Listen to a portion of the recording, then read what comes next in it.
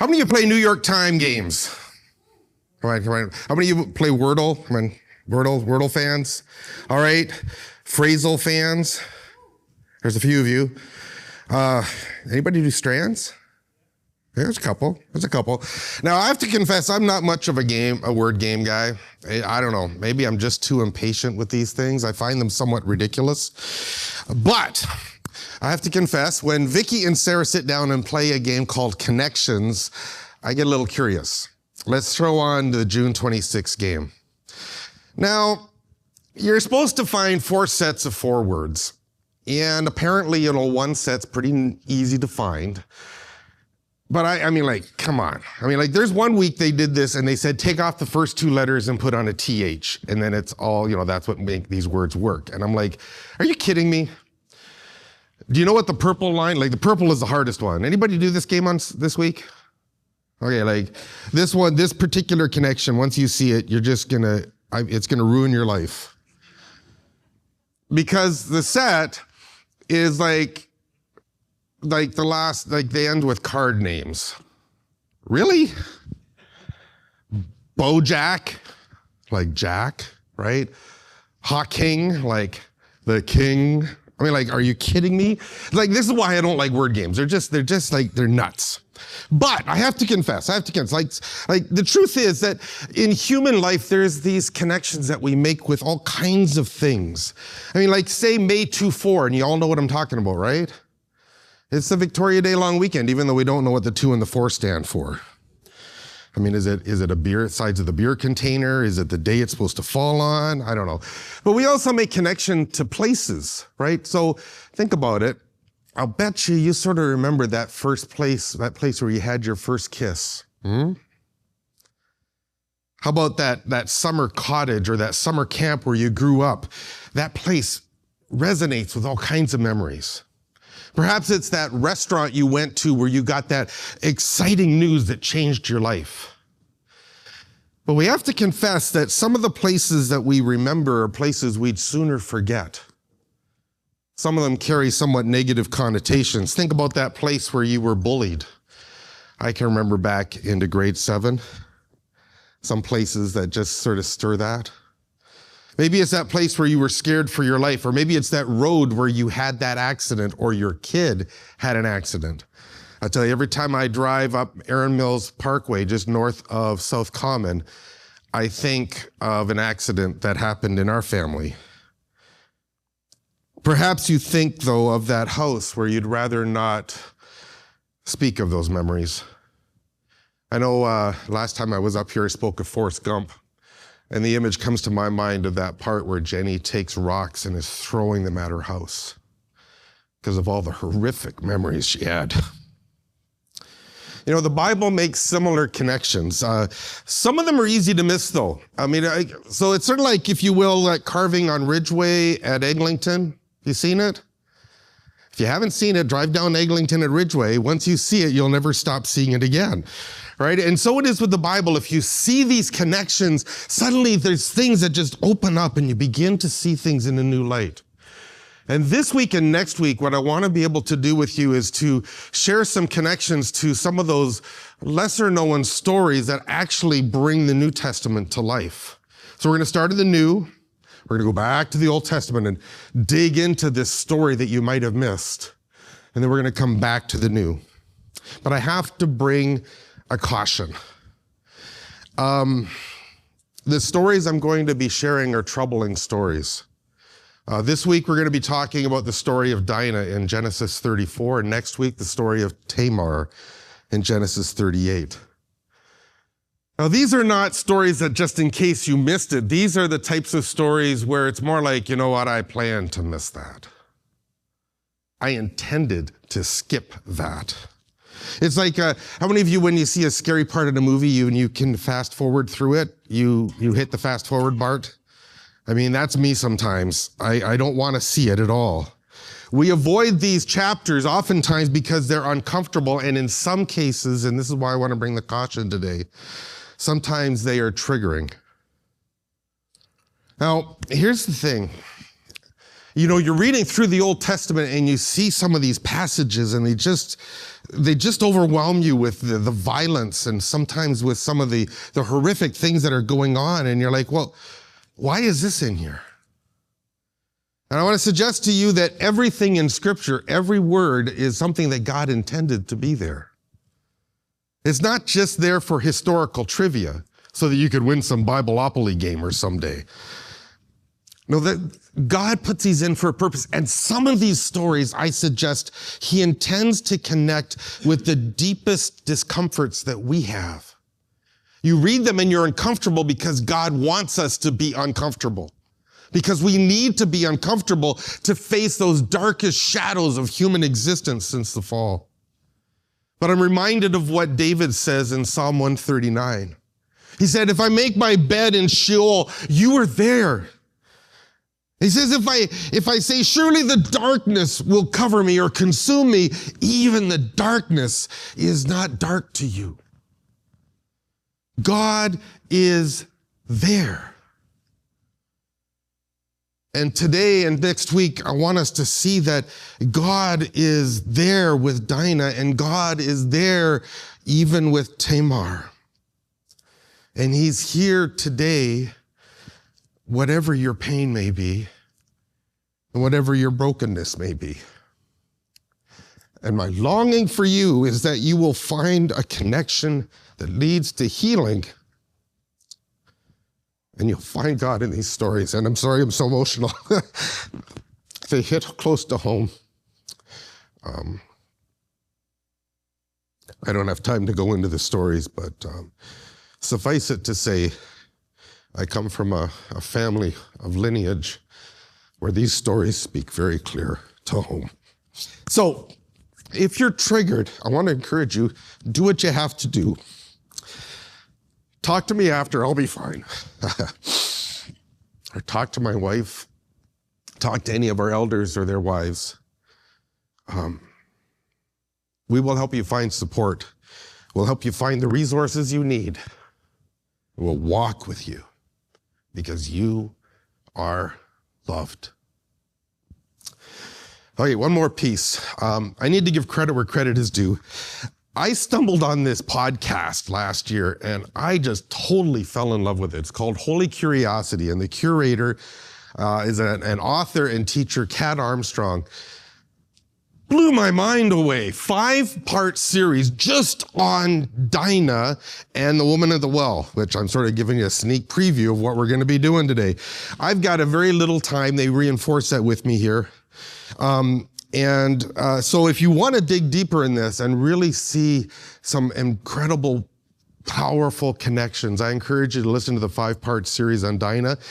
This year she did, I think it's a 4-part series on Deborah. Amazing, amazing, amazing. Her mantra is this: once you see it, you cannot unsee it. And it just opens up the scriptures. So are you ready?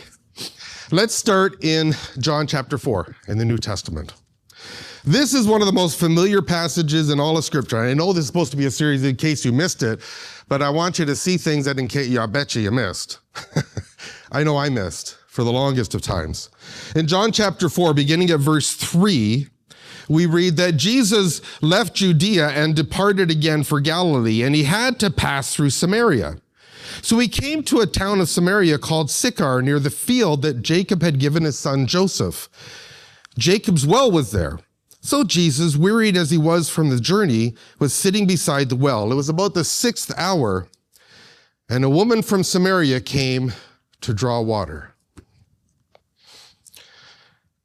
You know, it's often been noted that Jesus did not need to go to Samaria. Jews avoided it, just like almost religiously, which is horrifically sad, as you'll see as we open this up. It's such a significant place. And we'll come back to that about Jesus, having to go there. But I want you to notice in particular some details that are in this passage. John lays out 3 things that, again, it's not just Bible trivia. He gives the name of a city, Sychar. He gives some historic connection, that it was a field that Jacob had bequeathed or given to Joseph as an inheritance. And then he gives a landmark, Jacob's well.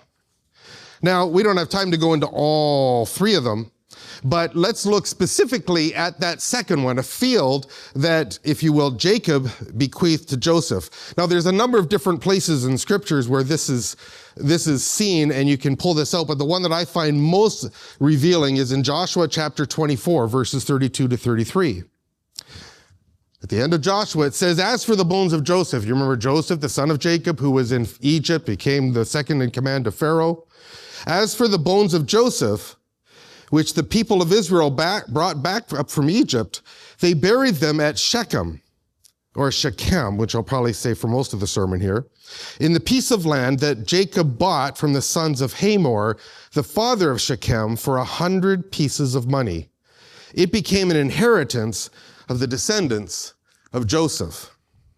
Now, I suggest to you that, again, John doesn't put this here just to give us, the historical context of where Jesus was walking and some curious things that were on the road.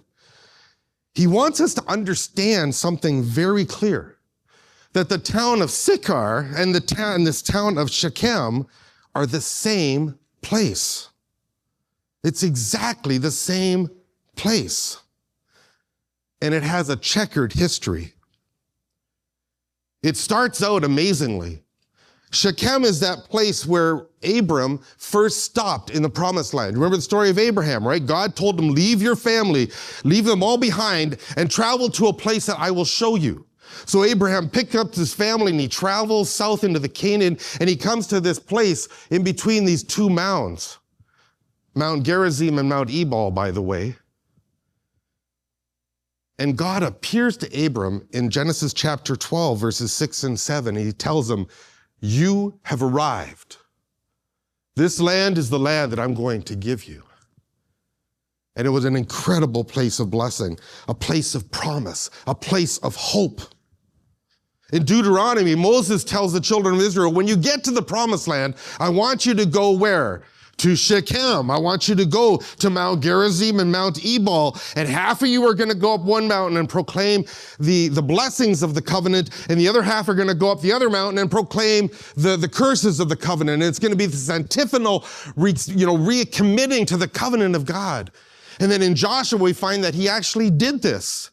He brought all the people, and they went up and they did the antiphonal reading, and then Joshua goes back there again at the end of the book. And that's where you'll find that passage where Joshua says, as for me and my house, we're going to serve the Lord. Shechem is an amazing place of meeting God, a place of blessing, promise, and hope. But across the Old Testament, we also find that it's a place with incredibly painful memories. A place of blessing becomes a place of pain. A place of promise becomes a place of deception. A place of hope becomes a place of despair.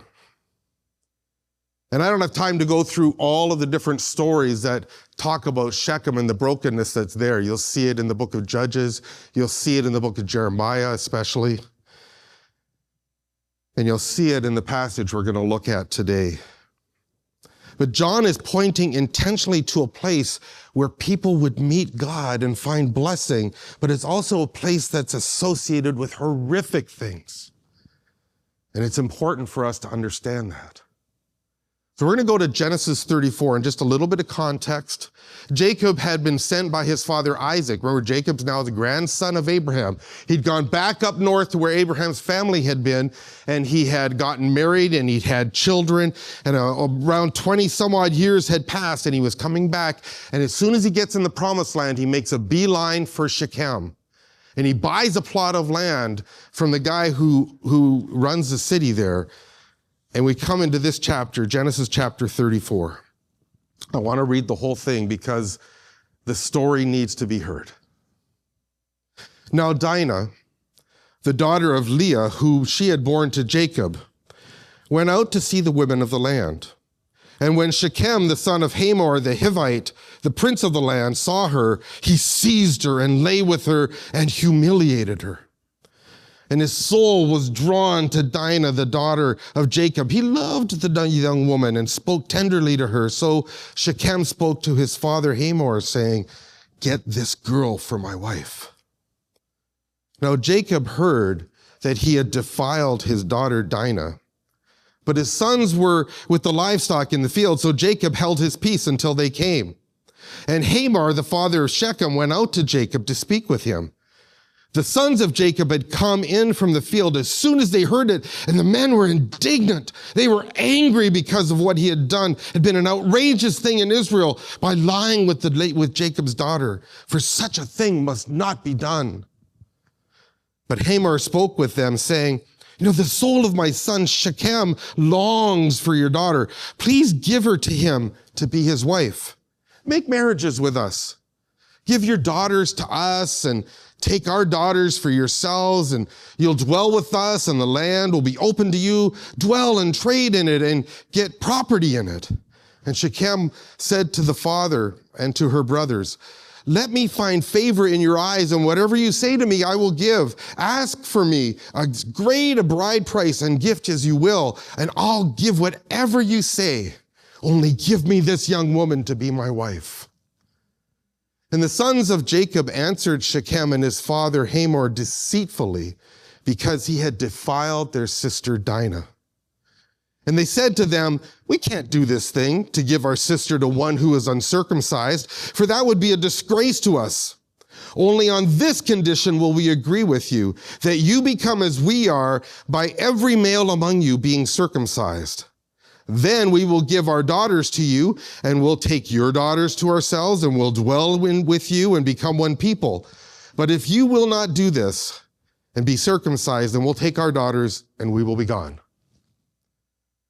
Their words pleased Hamor and Hamor's son Shechem. And the young man did not delay to do the thing, because he delighted in Jacob's daughter. Now he was most honored of all his father's house. So Hamor, his son Shechem, came to the gate of the city and spoke to the men of the city, saying, these men are at peace with us. Let them dwell with us in the land and trade in it, for behold, the land is large enough for them. Let us take their daughters as wives, and let us give our daughters to them. Only on this condition will the men agree to dwell with us to become one people, when every male among us is circumcised as they are circumcised. Will not their livestock, their property, and all their beasts be ours? Only let us agree with them, and they will dwell with us. And all who went out to the gate of the city listened to Hamor and his son Shechem, and every male was circumcised, all who went out of the gate to the city. But on the third day, when they were sore, two of the sons of Jacob, Simeon and Levi, Dinah's brothers, took their swords and came against the city while it felt secure, and they killed all the males. They killed Hamor and his son Shechem with the sword, and took Dinah out of Shechem's house and went away. Then the sons of Jacob came upon the slain and plundered the city, because they had defiled their sister. They took their flocks and their herds and their donkeys and whatever was in the city and in the field, all their wealth, all their little ones, all their wives, all that was in the houses, they captured and plundered. Then Jacob said to Simeon and Levi, you've brought trouble on me by making me stink to the inhabitants of the land, the Canaanites and the Perizzites. My numbers are few, and if they gather themselves against me and attack me, I shall be destroyed, both I and my household. But they said, should he treat our sister like a prostitute? There's no sugarcoating of this passage. It is horrific. It is unsettling. And I struggled immensely in preparing this message, because I know the pain. Women who have been violated and abused by people where they thought they were safe and people they thought they could trust. It is deeply painful. The story is horrible. It's despicable. It's disgusting. But remember, God included it here for a reason. And there are clues as to God's perspective if we would just slow down and look carefully. And I want you to see four things. First, I want you to see that Dinah is the only named daughter of Jacob. We're told 4 chapters earlier that Leah gave birth to 6 boys, Simeon, Levi, Reuben, Judah, Issachar, and Zebulun, and 1 daughter. And that daughter is named as Dinah. We know the names of all 12 of Jacob's sons. We only know the name of 1 daughter. Now, some will say, well, Jacob only had 1 daughter. I don't think that's probably true. As you'll see when we look at Genesis 37 and later in Genesis 46, it mentions multiple daughters. But regardless, I'm not here to debate with the scholars. It's pretty rare to have a woman have this significant of a role, and her name is mentioned 6 times in the passage. She is the central figure of this passage. And even though she doesn't speak, her life screams out for us to listen. Naming is a statement. And I believe God is saying to us that Dinah is not a nameless victim. Dinah mattered to God. And I suggest to you, especially to the women in this congregation, you matter to God. You know, it's a challenge. It's not intentional. I have 3 daughters. I'm going to speak to this. It's not intentional, but oftentimes it can seem that in the church, women are not as important. It can sometimes seem as if we think women are not as gifted or not as significant, or their presence isn't as critical, or maybe they're even second-class citizens. Believe me, we've talked about it. And I know it's not intentional. But Dinah reminds us that no matter what happened to you, no matter what, you are not second class, you're first class. God knows you by name. You are gifted, you are significant, you are critical to this church, and you matter. You need to hear that. So first, Dinah is named. Amazing. Second, the text doesn't indicate that Dinah did anything wrong. She did not deserve to be raped. Now, I know you look through the commentaries. I know I've seen them. I've read them. The history of the church seems to have some fetish in trying to figure out, why did Dinah get raped? Was she wrong to go out? Well, that's not in the text. It doesn't say she was wrong to go out. Some say, well, it looks like she's out unchaperoned and women shouldn't do that. Well, yeah. Okay, but she was with other women, and we don't know whether any of them were chaperoned. Some say, well, the wording can give the indication that she was outside of Jacob's protection. Well, okay, does that mean she was being rebellious? Or does that mean that Jacob somehow was irresponsible in not taking care of his daughter? So you can cut both ways. All this speculation doesn't help us at all. So don't go down that road. The story is very clear. It's very obvious. Shechem saw Dinah. He was obsessed with her, and he violated her. And the whole town violated her by allowing this to happen. You know, I struggle with the fact that scholars, even to this day, continue to blame Dinah for this. To me, it's a shameful testament of how it is that men find a way to gaslight and somehow scapegoat women, even today. And this ought not be. I could say a lot about this, but I'm going to stop.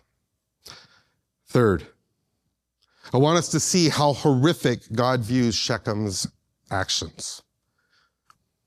Shechem and Hamor, the whole city seemed to gloss it over. I have a little note to myself. I got to say this because I didn't put it in the sermon, but I saw it again this morning. Shechem was driven by lust for Dinah. Hamor was driven by lust for Jacob's wealth. And Dinah was nothing to any of them other than a means to get what they wanted. They saw her as an opportunity for financial gain. Did you see that? That's a pretty significant feature in the passage. Even Jacob acted that way. Well, what does God think? You know, I find it interesting. Hamar's action is described 6 ways, just like Dinah's named 6 times. And it's so horrific, I believe, that God said this can't be captured in just one word. I want you to see these 6 ways. First, in verse 2, Shechem seized her, like he violently grabbed her and took her. Secondly, it says he humiliated her. That speaks of oppression. It speaks of rape. And interestingly, if you get into the Deuteronomic law, you see that it actually is equated with murder in their eyes. Third, it says that he defiled her. 3 times it says this. Verse 5, verse 13, and verse 27. And what's striking is that the whole city is said in verse 27 to have defiled her. How could that be? Because they diminished Dinah. They commodified her. They turned her into leverage. And that's, as I mentioned, that's a major part of the retelling of this story. They dehumanized her, and it's sickening. Fourth, in verse 7, it said that what Shechem did was an outrageous thing. Again, in verse 7, fifth, it was something that must not be done. And then finally, at the end of the passage, the brothers say that he treated Dinah like a prostitute. Do you get the picture? This much emphasis reveals how precious women are in the sight of God. In Genesis 1:27, we're told that God created humanity in his image. Male and female, he created them, both in his image. So when men use power to put down women, when men abuse women, it is despicable. Okay, the final observation in this passage, how Jacob is portrayed. I'm a little surprised at how the ESV translates this, because usually the ESV tries to be word for word, very literal. But it says that in verse 5, Jacob held his peace. The Hebrew actually just is one word. It said he was silent. He was silent. That's how the Christian Standard Bible, and interestingly, the New Living Translation translates this. But notice how long he was silent.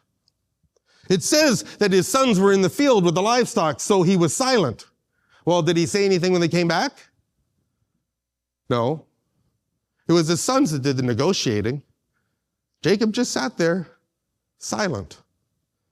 The only time we hear him speak is after his sons have committed a massacre and totally wiped out the entire city.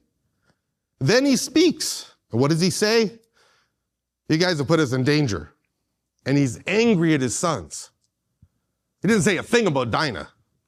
It's almost like he didn't care. That silence is stark. That silence screams across the passage, especially when you compare it with how he responds to the death of his son. Oops, my Bible's upside down. His son Joseph in chapter 37. Look at this. After and this is interesting, you know where he sent Joseph to find his brothers? Shechem. And even though they weren't there in Jacob's mind, that's where Joseph was. And the sons come back and they report that Joseph is dead. And then Jacob says this in verse 34, Jacob tore his garments and put on sackcloth on his loins and mourned for his son many days. All his sons and all his daughters rose up to comfort him, but he refused to be comforted and said, no, I will go down to the Sheol to my son mourning.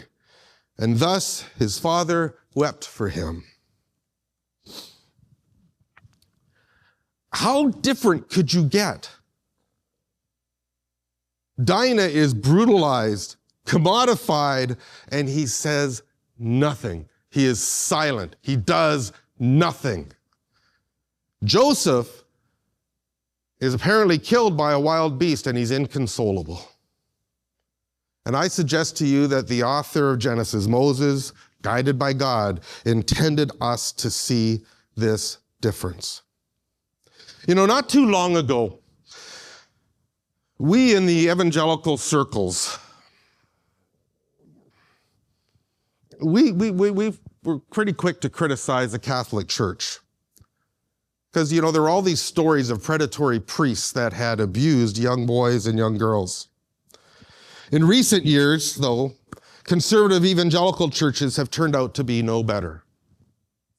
Women have been bought off, silenced, and shamed.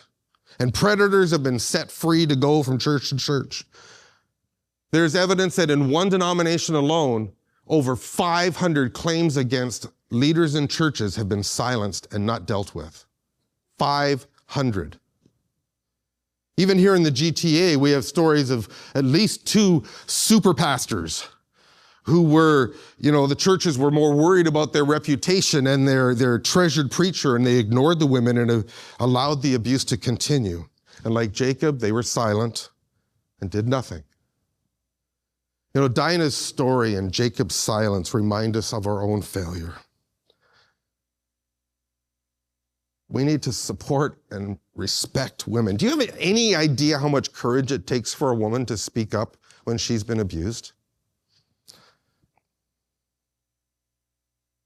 My mom gives me permission to say this. My mom was sexually abused by my grandfather. She was date raped. She had two kids out of wedlock before she married my dad. And I'm very proud to know one of those boys, my brother Mark. My aunt, my mom's sister, was also abused. She never recovered from it and passed away in her 50s. I worked for 4 years in a program called Violence Against Women, where my staff supported women who were beaten, oppressed, isolated, demeaned, controlled, captives in their own homes. We'd do safety plans and transitional housing for them, but, oh man. Folks, the church, we have to listen. We have to learn to listen. We must not let damage continue. We can't sweep it under the carpet. We have to stand for truth. We have to stand for integrity. We have to stand for healing and dignity. So let's turn back to John 4. Sorry. I suggest God is acting very intentionally to redeem a place and to redeem a woman.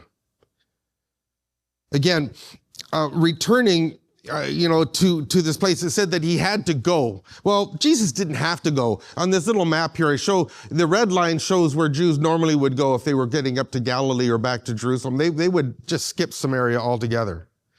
But the green line shows Jesus' intentional trek right through the mountains, right up to Shechem. He had to go because he had some redeeming to do. Now, we'll dig into this a little bit more next week, but I just again want us to remember Sychar and Shechem are the same place. It's a place where God appeared to Abraham, but it's also the place where Dinah was raped. And in John 4, we see the story of redemption and healing because Jesus intentionally enters into the darkness of a woman's life and brings life and hope as he redeems her and redeems the place where Dinah was raped. This morning, I want to encourage you. You may think that you're insignificant. You may question whether you matter. You may question whether what you experienced is important to God. My friends, that couldn't be any further from the truth. You matter. You are important. Your plight is noticed. God does care, and he will come to you regardless of where you are. And John wants us to see this connection. Dinah was raped. She was commodified. She was voiceless. And then we come to John 4, same place. Jesus encounters a woman and she's unnamed. Interestingly, I bet you Jesus knows her name. Do you think Jesus knows her name? He knows her name. But I suggest that part of the reason that she is unnamed is it allows us to identify with her. Every woman and every man who's ever been damaged and wounded or misunderstood or misrepresented or forgotten, she is us. And interestingly, this unnamed woman has the longest conversation with Jesus in the entire Bible. Isn't that cool? She became the first missionary too, but that's another story. Jesus redeems this woman. And in so doing, he also redeemed Dinah's story and he redeemed Shechem as a place where God is. She asks a striking question. In verse 12, the woman at the well says, "Are you greater than our father Jacob? Jacob who was silent, Jacob who did nothing?" I can just imagine Jesus standing there, deep smile. And he'll go on, he'll talk about the Holy Spirit, and eventually he'll say, I am the Messiah. But it's just behind the whole story of John, it's aching because John loves to use this little statement, I am. And you can just imagine, this is what Jesus is thinking. You think, you're asking me if I'm better than Jacob? You bet I am. And he offered her living water like running water that is refreshing and invigorating. And Jesus points to her greatest wound and brings her life and hope. So let's put it all together. And I don't know if the band can do anything now because I've spoken too long probably, but there's a song I really wanted us to do. So it's up to you guys. The same place where Dinah was raped is where we are and where her brothers massacred a city. We're in the same place where God appeared to Abram and an antiphonal recitation of the covenant was given. It's a place of blessing and a place of hope. And Jesus meets a woman like Dinah, who's had an incredibly hard story. And again, we'll explore this next week. Jesus brings her healing, and he reveals himself as Messiah. Because you see, Jesus is God himself coming back to Shechem with healing in his wings. And he reveals that God is there, the God who knows our name, the God who heals and restores. So whatever darkness you find yourself in, I want you to see this connection between Genesis 34 and John 4. And remember that God can turn the darkest place into a place of blessing because he can appear there and he will come to you. My friends, Jesus is here right now. We sang earlier today, we sang for all the brokenhearted, and it's hard to sing this song. You've been walking through the valley and your faith is feeling small. I pray peace and love surround you from the God who understands as the family all around you lifts your arms when you can't. My friend, the story of Dinah may hit hard. This is a short message. I know the emotions are strong and healing takes a long time. But I invite you to take another step in that journey of healing. Take another step into the light of the glory of God in the face of Jesus and let him look at you and let him smile and let him call you by name. Amen. Join us every Sunday at 10 a.m. at Cineplex Cinemas in Milton, or visit us online at renewchurch.ca/connect.